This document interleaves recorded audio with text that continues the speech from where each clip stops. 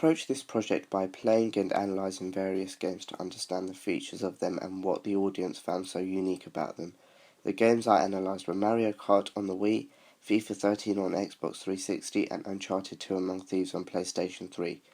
After playing and analysing the games, I then went on to research the current games that were popular and trending both nationally and globally. I also looked into what the biggest platform was to make a game on and how efficient it would be and how I could get the mass population to have the opportunity to consume the game. From the research that I completed, I was able to assess that the most popular format of games currently were mobile games that were compatible with both iOS and Android devices because of the rapid growth of smartphones and the vast amount of games and apps that were available on these devices. This was where I decided that I would create and design a suitable game for mobile devices which would appeal to the masses and become the next big hype. I used Adobe Illustrator CC to create vector graphics and arrange a clean and simple layout for my game. My idea for my game stemmed from Tetris because of the concept of the game and from Dots because of the design of the game, with both of these games being available on mobile devices. Through the research and planning I did, I then proceeded with my idea and began to develop the designs for my game further, creating a mock-up of each of the levels. I wanted to keep a clean and consistent design throughout the game so the audience would have a seamless experience whilst playing the game. Also, it would allow the audience to be more focused on the game if the environment was less cluttered and everything can be seen clearly. After creating the level designs, I then proceeded on to creating the posters for both the title of the game and the poster showing the gameplay of the game. This allowed the audience to see what the interface of the game looked like and allowed them to get a better understanding of the concept of the game. Through the creation of my game design, I learnt and developed various technical skills. I learned how to use many new tools regarding how to change a shape using their anchor points to give the shape a unique identity. I also understood the importance of page layouts and where their audience are most likely to look and to catch their eye to draw their attention to your work. The design of my game followed a similar layout to Tetris, so the audience are able to understand the game easier and have a better understanding of where I gained my inspiration from.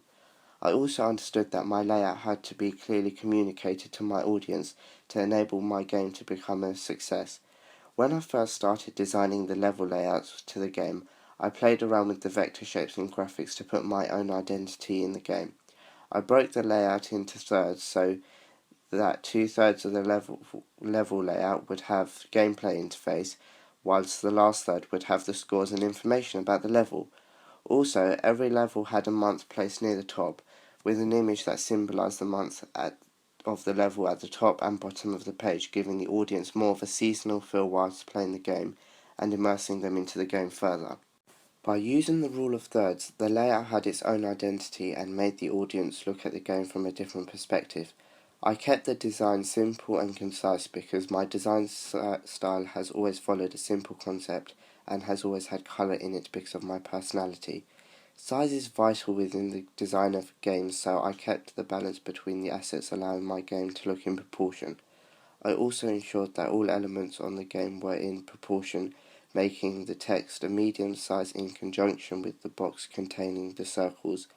I also made sure that the symbols for each month had a reasonable size for the audience to see, but not too big to draw the audience's attention away from the game. By manipulating the design of the shapes, I allowed the audience to have a better understanding of the game before they had played it, making it easy for anyone to pick up the game and just play it. I changed the square shapes of the Tetris blocks to circles. This shows that the concept of the game was similar, however the design of the game was more modern because of its vector graphics. I also changed the backgrounds to contain more colours and giving every level a month. This shows the audience that I have created more of a modern twist because the different colours may give each individual who plays the game a different mood and feeling.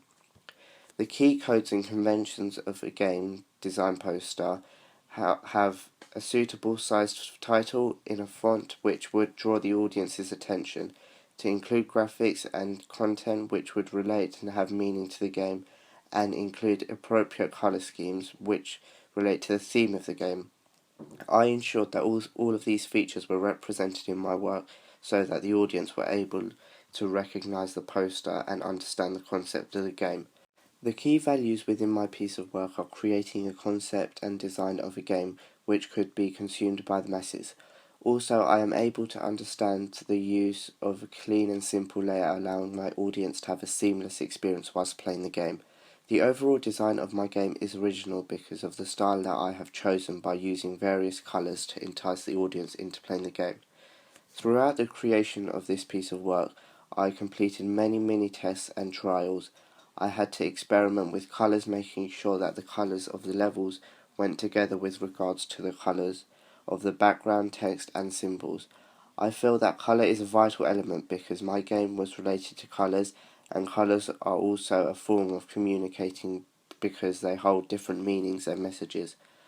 I kept the text on the poster grey colour because there were colourful dots surrounding the text, allowing the text to stand out for the audience to read. Through the tests and trials I completed, I gained both formal and informal feedback from my peers and teachers. It was important that I asked people of their thoughts and opinions on different aspects because they would be the consumers of my product.